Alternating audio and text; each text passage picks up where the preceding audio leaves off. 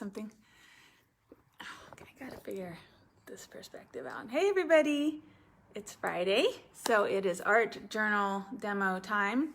I am going to be working on the spread that I've been doing for the last few weeks, and so let's just go ahead and we'll change this and get started. Oop. Better get my hand out of the way.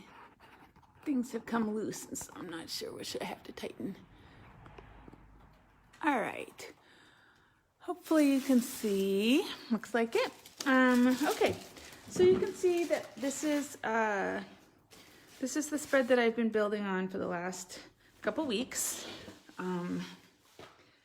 It's you know, there's the temptation for me to be like, I'm good because I like the colors on it, and there's a fair amount of layers, but there are spots that are just not as layery as I like, you know, like this. These are literally just single layers on here, and so I'm just going to layer up today. I'm going to keep going because I want to, and today I'm going to do something which I almost never do, and I'm just going to brayer on some white right at the beginning.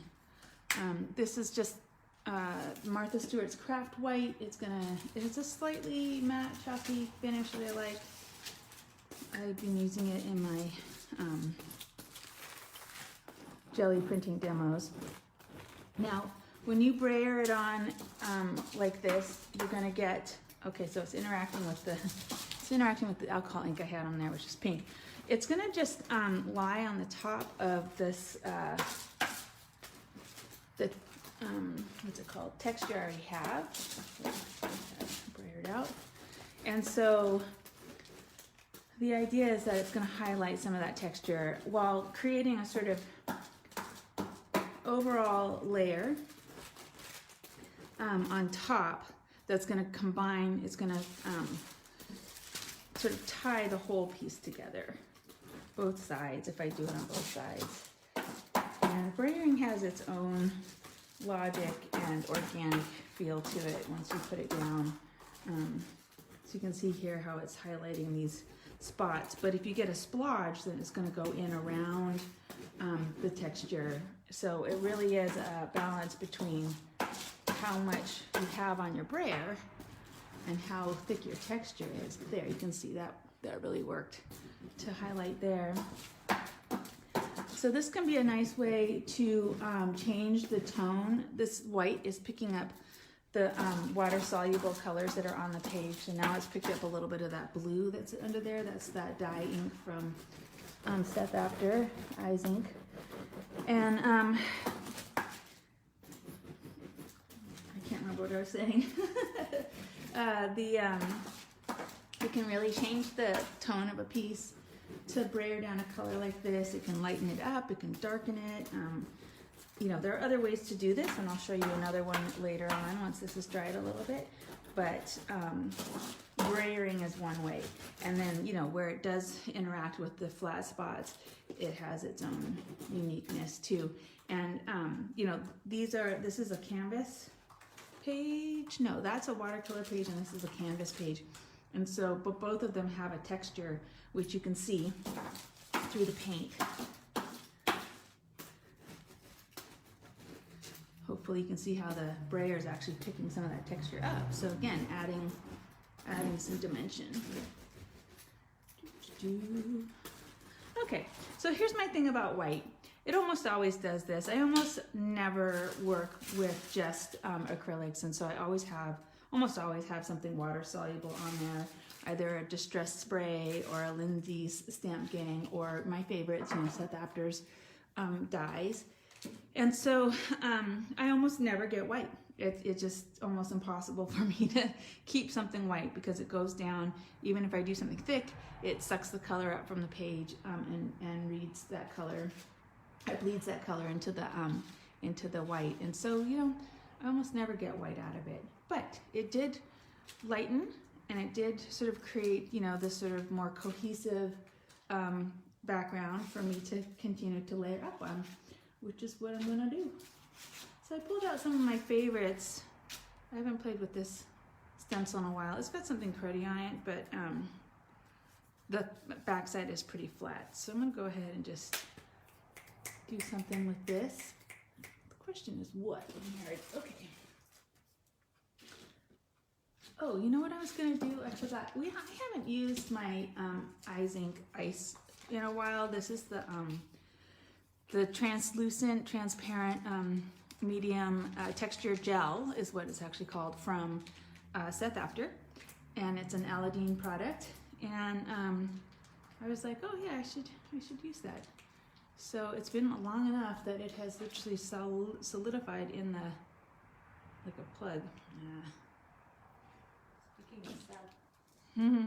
Oh yeah, speaking of Seth, hopefully you saw my announcement. This space, he is taking it over in a few weeks. He's gonna come, he's gonna demo his stuff for us. He's gonna say hi, because that's what he does. If you've ever seen his videos, he spends a lot of time recognizing his fans and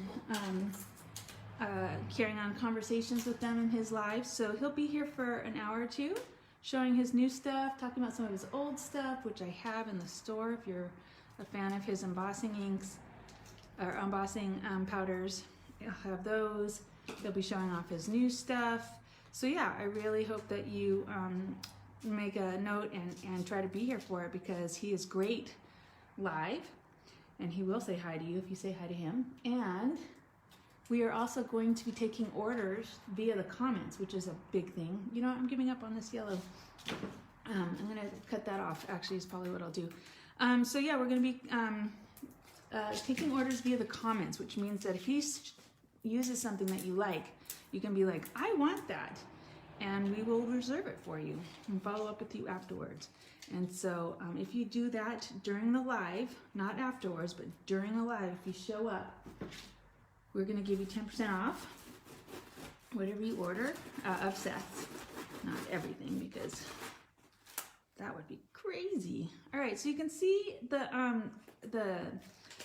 ice is translucent where it's thin, and expresses the color where it's thick. And so that's what's kind of fun about this stuff, is that you can put it down and scrape it a little thin, and you get this great interaction between the colors and the color that it is and the things underneath it, which is what I love about it, because you can really see down through to the colors underneath, and so you don't necessarily lose those colors.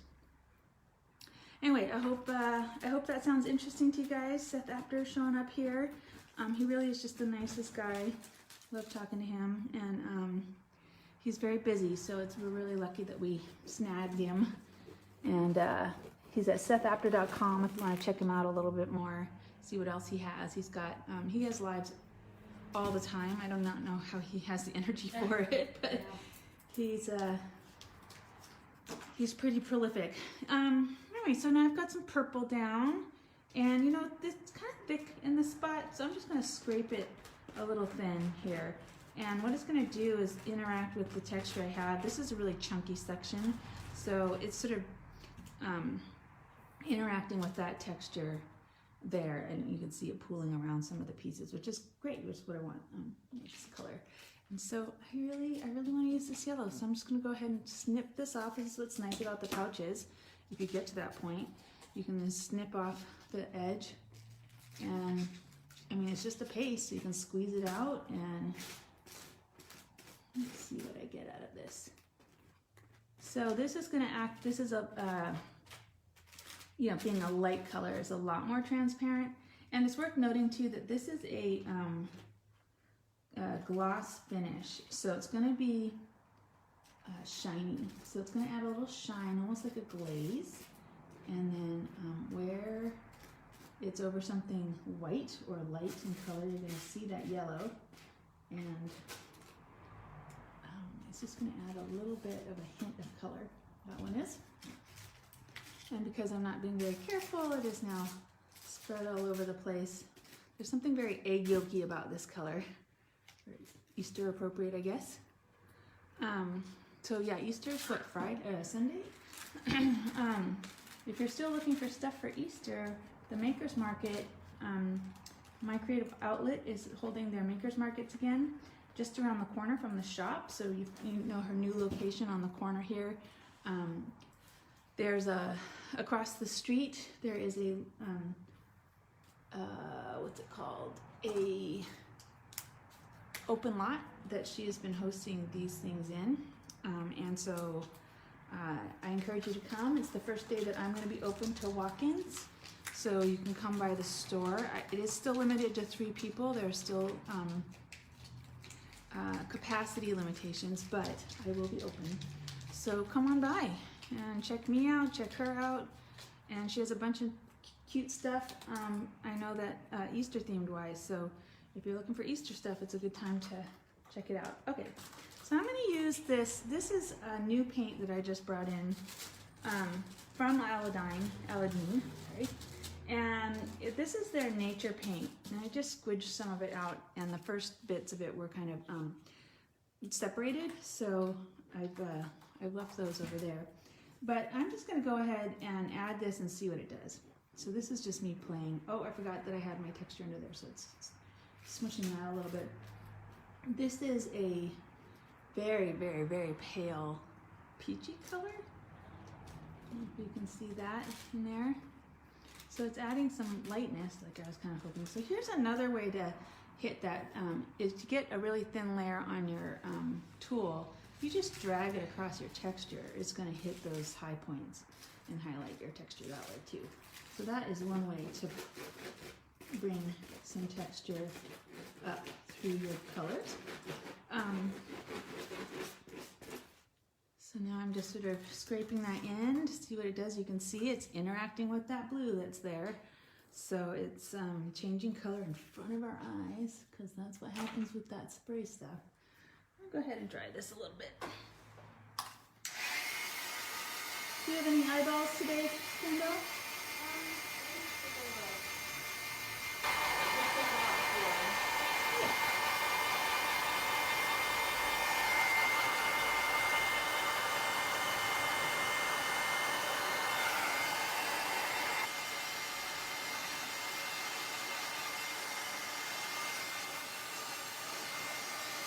Yep, that's the wet. Look how green that yellow, that's that yellow, and it's very green because it interacted with that blue, which is contaminating all my colors on here, which is awesome. It's really, really yellow. Yeah, it's not on the system yet, but yeah, it literally just came in. I'm behind too. My husband noted, he's like, you didn't give yourself a break. You have all this stuff coming to the store, and then you just order more without like getting that stuff ready. And he's right. He's very right. I get excited. And so I have lots of things on order, and then I get behind. All right, so I'm gonna throw down, this is my personal texture paste. This is a light model molding paste with my own color combination in it. I have a few colors now, and I've decided to start using them instead of just staring at them so pretty in their bottles. So yeah, I'll be pulling these out more. You know, texture pastes are the thing. I've got some on order from the Crafters Workshop that they call texture butters, which I think is a really nice name for them. And they're like a pearlescent color. And then of course I have all the Eyes Ink ones and the diamonds, and those are all texture paste. So I have this orange is on my... All right, so here's another way to show some of the texture that you might have on your piece that maybe is a little buried, and that's to take some texture paste and to scrape it over it.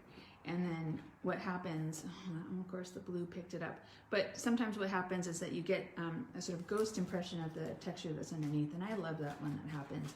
It sort of looks, you know, almost like enamel. Get a sort of enamel feel to it. Anyway, I'm gonna dry this up.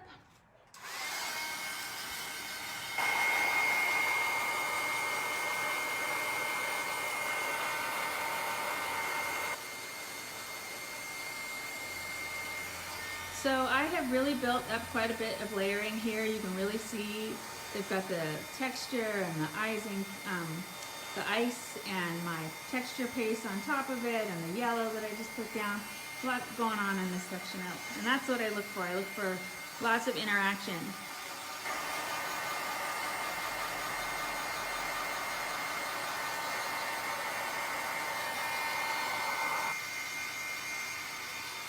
Renee says hello. What? Renee says hello. Hey, Renee. Glad you caught us today. I'm sure everyone's curious when Spunky Rose is going to be open. We'd love to know. Is she going to be open this weekend at the Makers Market? Because that would be awesome.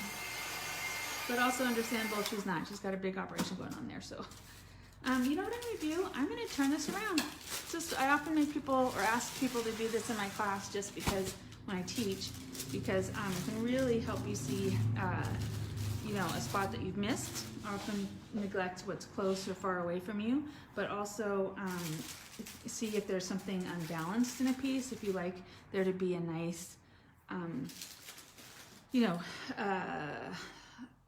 distribution of your color or your texture, you might notice there's a spot that doesn't have as much as you want. It helps you see muddied places that have gotten muddied, and decide whether or not you want to leave them or address that with another layer of texture.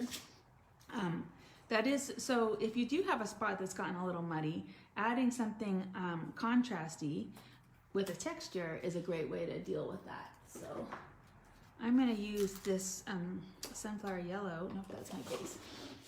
Renee says this is really, really beautiful. Yay! And the shop is not quite ready. Almost there. Yeah. Still lots to do. It's a big endeavor opening a shop for the first time.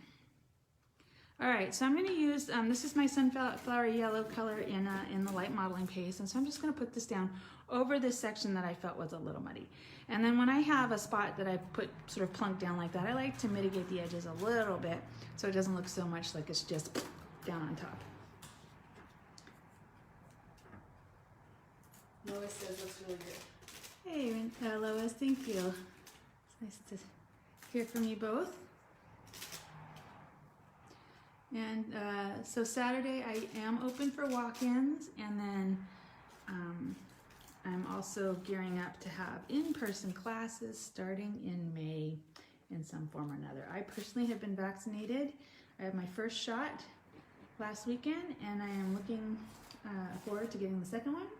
And I will feel so much more comfortable hosting you all when that has happened. I know some of you are raring to go because you've been vaccinated for a while or not so concerned, but for me it feels good to know that I'm not going to pass it on to anybody. So once that happens, I will feel much more comfortable opening up. I'm loving this yellow. I love it. Look how it's brightening up this whole page. And I haven't used the stars before, I don't think, so it's fun to see those pop up on the page too. Are they in the shop? I'm not finding them. The stars? That is a good question. This is a plaid, so I don't think so. I think this came with a set of some sort. One of those random ones that's in my collection. And There are stars in the shop. It's not, you know, there are star stencils. Whether or not they're called something really convenient like star stencil is another question. Very often there are things like celestial surprise or something completely unrelated to what they actually look like. Anyway, that was fun. Scrape it on a little here. Lois got her first shot. Yay, Lois! That's exciting. It's been so gratifying hearing about everyone, you know, taking it seriously, getting their shots, being safe. I really appreciate all of you working so hard to do your part.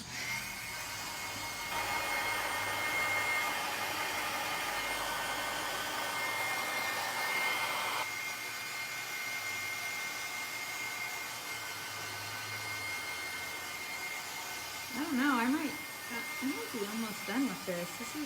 I like it. I like how the yellow is popping out on top of everything and going, that blue just will not give up. Keeps coming up through my colors. So now you can see it's turning the yellow green, which is what blue and yellow do. Little color theory developing right before your eyes.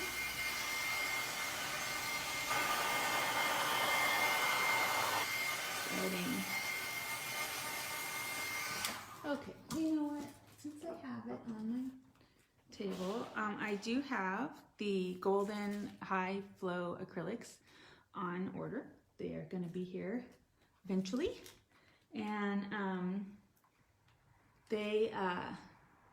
they're just basically the same, you know, Goldens, but as a fluid formula, and which means that you can squirt them down, spread them around. You can get some water on here, maybe you can see what it does.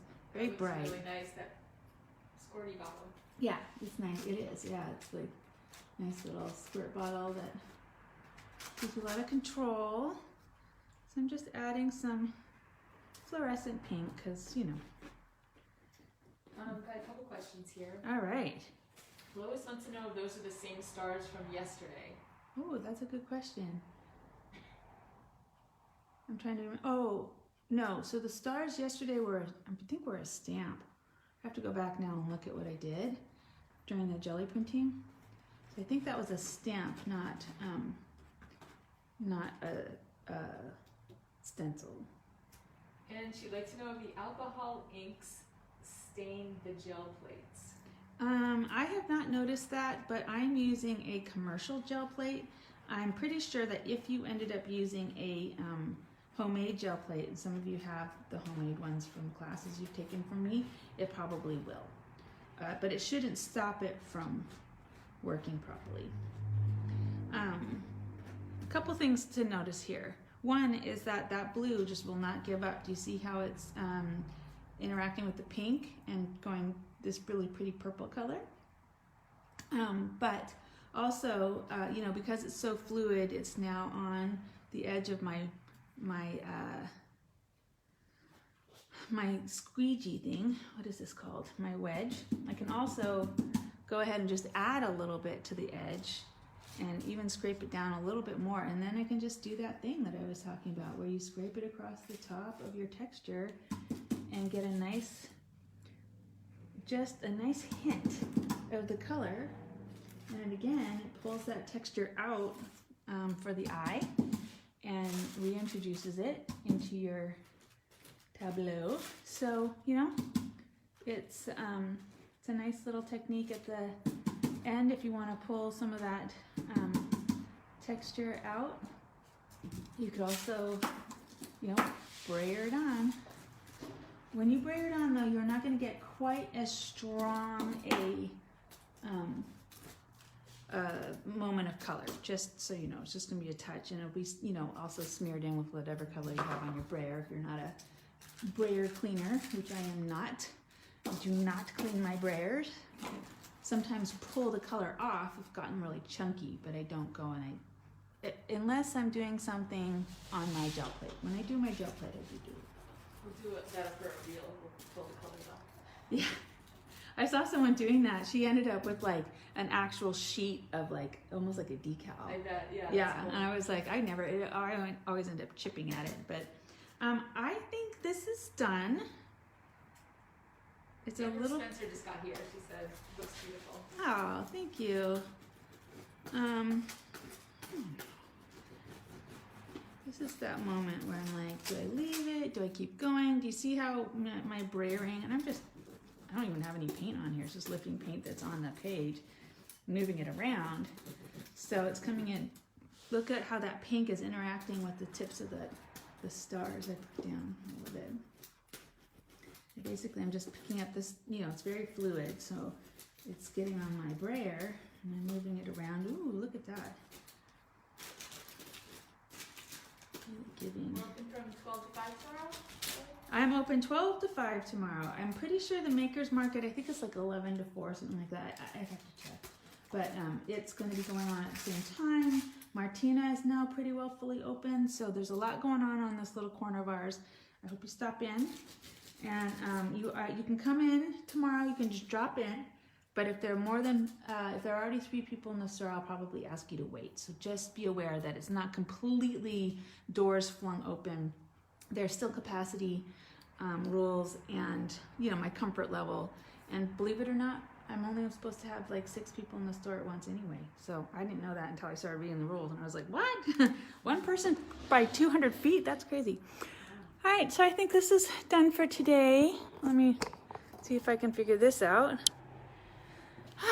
Thank you for joining me. I really, really hope that you reserve Friday the 30th to check out Seth's. He'll be here for probably an hour, 2 hours. He takes a while. He really goes in depth with his stuff, and it's a real treat actually to hang out with him. So yeah. Otherwise, come back at 1. I'll be opening a couple boxes that I got from Ranger. I think some of you are going to be really happy.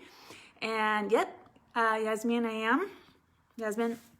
And I'll follow up with you, Carla. I saw your message, so we'll figure something out for you.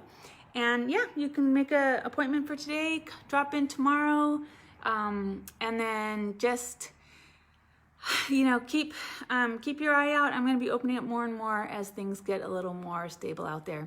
So it's been great to see so many of you in the store recently, and I hope to see you all again soon. All right. Stay safe, everyone.